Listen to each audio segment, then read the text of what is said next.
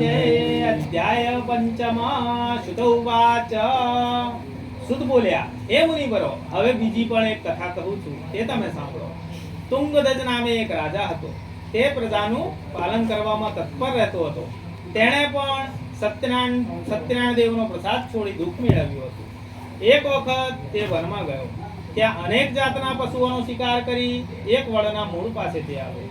ત્યાં તેણે સત્યનારાયણનું પૂજન થતું જોયું. ગોવાળિયાઓ ભક્તિયુક્ત થઈ સંતોષ પામીને પોતાના સગા સંબંધીઓ સહિત પૂજન કરતા હતા. તે જોઈને પણ રાજા અભિમાનથી ત્યાં ના ગયો અને નમસ્કાર પણ ના કર્યા. પૂજન પૂરું થતા ગોવાળિયાઓએ રાજા પાસે પ્રસાદ મૂક્યો અને ત્યાંથી પાછા આવીને બધાએ પોતપોતાની ઈચ્છા મુજબ પ્રસાદ ખાધો. પણ રાજાએ તે પ્રસાદનો ત્યાગ કર્યો. તેથી તે દુઃખ પામ્યો. તેના 100 પુત્રો અને ધન ધાન્ય વગેરે જે કંઈ હતું બધું નાશ પામ્યું.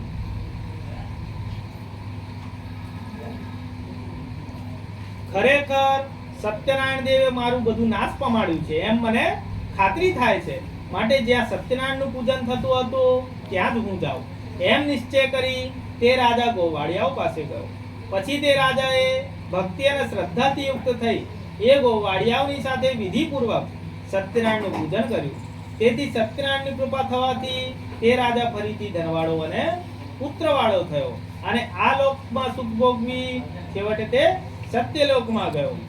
જે માણસ અત્યંત દુર્લભ આ સત્યનારાયણનું વ્રત કરે છે અને ભક્તિયુક્ત થઈ ફળ આપનારી સત્યનારાયણની આ પવિત્ર કથા સાંભળે છે, તે સત્યનારાયણની કૃપાથી ધન ધાન્ય વગેરે પ્રાપ્ત કરે છે.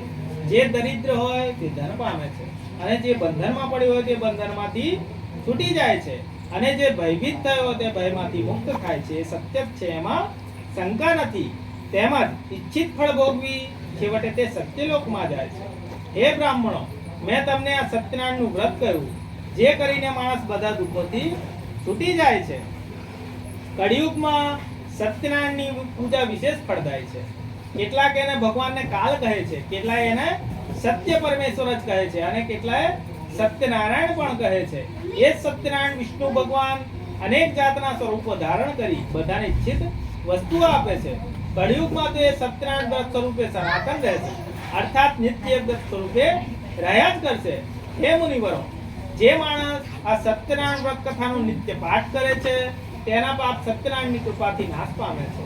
મુનિવરો, પહેલા જેમણે સત્યનારાયણ પ્રભુનું વ્રત કર્યું હતું તેમના બીજા જન્મો કહું છું. કાશીનો સતાનંદ બ્રાહ્મણ બીજા જન્મ સુદામા બ્રાહ્મણ થઈ શ્રી કૃષ્ણ ભગવાનમાં મન જોડી તે મોક્ષ પામ્યો. કઠિયારો ભીલ બીજા જન્મ ગુહરાજ થઈ શ્રી રામને સેવી મોક્ષ પામ્યો.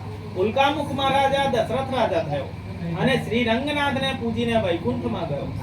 સત્યનો પૂજારી ધાર્મિક સાધુ વાણીઓ મોરધ્વજ રાજા થયો અને એ જન્મમાં ભગવાનની પરીક્ષામાં તેણે કરવત વડે પોતાનું અર્ધું અંગ ચીરી ભગવાનને અર્પણ કરી મોક્ષ પામ્યો.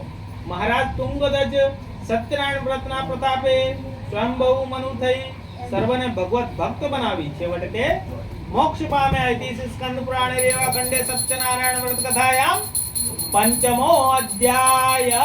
ગુરુ બ્રહ્મા ગુરુ વિષ્ણુ ગુરુ દેવો મહેશ્વર ગુરુ સાક્ષાત પરબ્રહ્મા તસ્મૈ શ્રી ગુરવે નમઃ. સત્યનારાયણ દેવની જય. અચ્યુતમ કેશવમ રામ નારાયણમ કૃષ્ણ દામોદરમ વાસુદેવમ હરિમ શ્રીધરમ માધવમ ગોપિકા વલ્લભમ શ્રી જાનકી નાયકમ રામચંદ્રમ ભજે. સત્યનારાયણ દેવની જય. પ્રસાદ. ઓય છોકરાઓ, પ્રસાદ લાવો. શું કરો એટલે અંદર?